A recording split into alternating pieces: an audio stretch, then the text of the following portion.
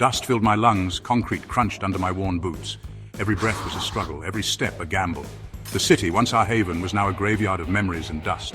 I darted between crumbling buildings, my heart pounding a frantic rhythm against my ribs. Shadows stretched long and menacing in the twilight, blurring the line between safety and threat. My stomach growled, a hollow ache that mirrored the emptiness around me.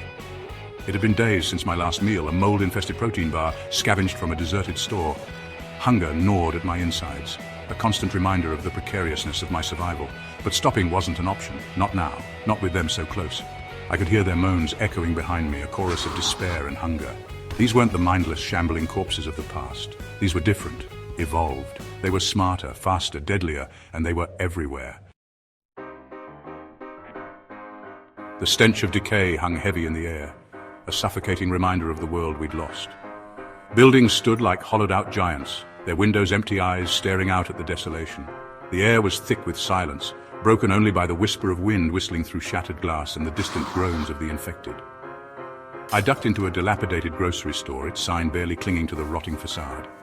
Inside, shelves lay bare, stripped clean long ago. Only the remnants of desperation remained, scattered cans, crushed boxes, and a lingering scent of decay. The silence here was heavier, pregnant with the ghosts of past struggles. My hand trembled as I pulled out the protein bar, its once familiar wrapper now faded and brittle.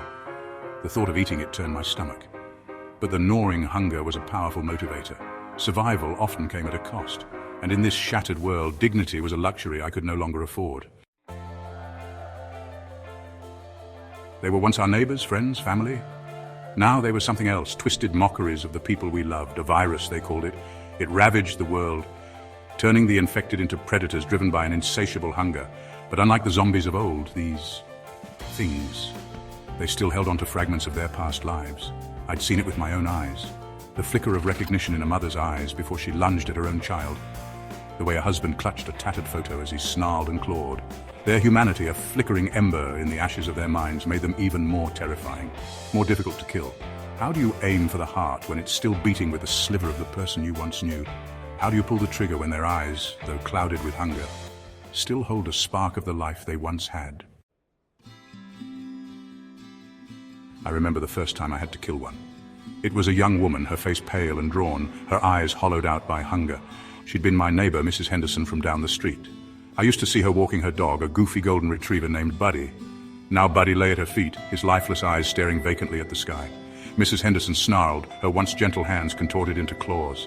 I saw the flicker of recognition in her eyes, a brief flash of the woman she used to be, and then it was gone, replaced by the all-consuming hunger that drove her. My hand shook as I raised my weapon, my finger tightened on the trigger. It felt like an eternity before I finally squeezed, the gunshot echoing through the eerie silence. Mrs. Henderson collapsed, her body twitching for a moment before falling still. That night, the face of my former neighbor haunted my dreams. The memory, a chilling reminder of the world we'd lost and the darkness that had consumed it. Section 5. The Bite. It was a stupid mistake. A moment of carelessness in a world that punished every lapse in judgment. I was so focused on the threat in front of me that I didn't see the one lurking in the shadows. It lunged, a blur of teeth and rage. I felt a searing pain in my arm, a scream dying in my throat. The world spun, a dizzying kaleidoscope of pain and fear. I stumbled back, my hand instinctively reaching for the bite. Blood, warm and slick, pulsed between my fingers. The world around me faded, the edges blurring as a wave of nausea washed over me. Panic clawed at my throat. I knew what this meant. I'd seen it happen countless times before. The fever, the chills, the slow, agonizing transformation. I was going to become one of them, one of the monsters that haunted my every waking moment. Section 6.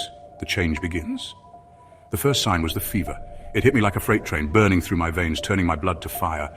I shivered uncontrollably, my teeth chattering against each other. Every muscle in my body ached, a deep, throbbing pain that intensified with every passing moment. Then came the hunger.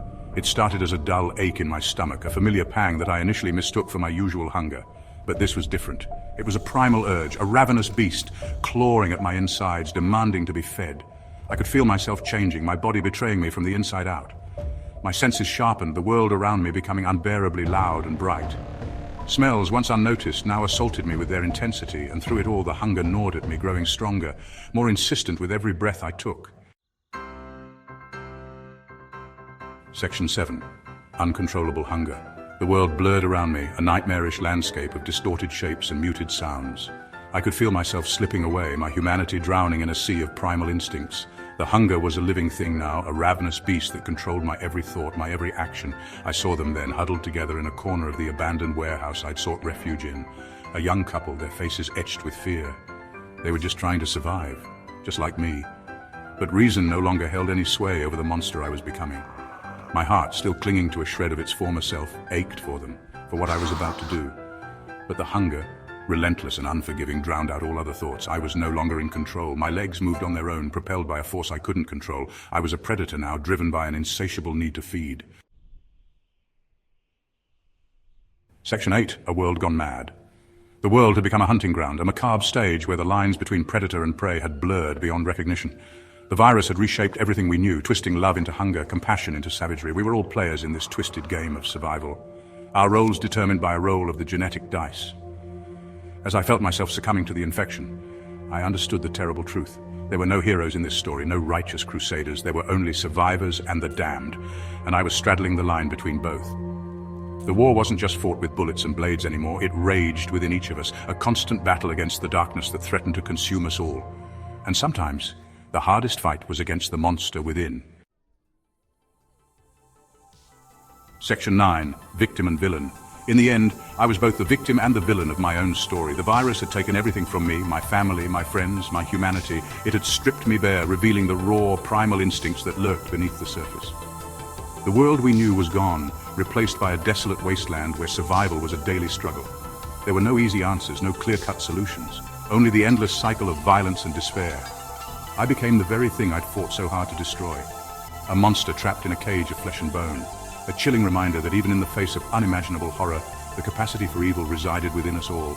And sometimes, it only took a single bite to unleash it.